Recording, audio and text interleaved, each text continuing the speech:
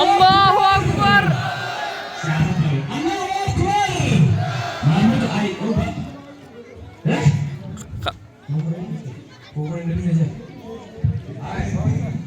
Assalamualaikum warahmatullahi wabarakatuh.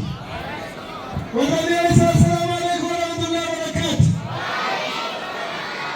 Ani akka mana mari ana meesodit arata soddoni tok magala naman kabate madrasa kana ol kasuf wali presidentani miti miliyon ala kala kamu kana lamatu kopina amma kolenti ya nama sagali wali magala kashi kuma kuna gabad Allahu Akbar.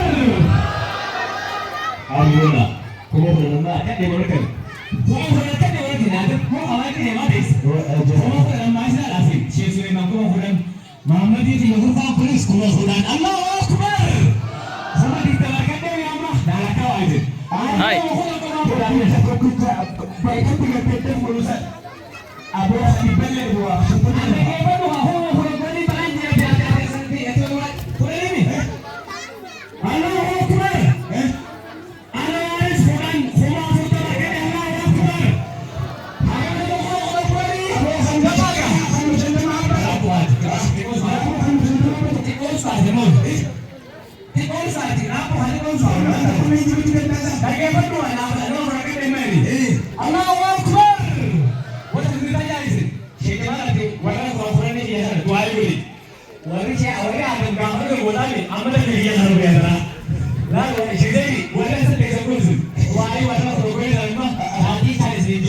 Imam Baha Joletan Rabbi Profesor Dr. Sheikh Sahabat Sunsinji Jolen isikal karun biru Balkahakat Ini hakat dunia hakat Bakit kalau bisa dijajisin Kami di sini raya ke Syekh Sulaiman raya ke Monte Teksa Unti Ya kali Rabbi siapa nak Apa nanti mulai sekarang hakat aku Nama Johnson Tapi juga Syekh Saif itu mana sih Ya boleh boleh jadi bisa berangkat jadi bisa berangkat nama internasional apa tidak Tuhan kamus Allah mengatakan Tuhan terang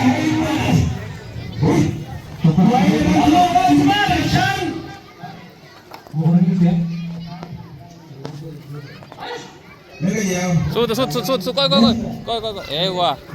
Allah ini mudah wallahi Baik, nasi akan tidak nampak ini nak kita punya ini pak anak kamu di sini putri semoga kami la pokoknya dulu berarti mana satu tu kau ini mama kita Allah Akbar betul berarti Allah betul berarti la ilaha illallah nasi akan tidak bisa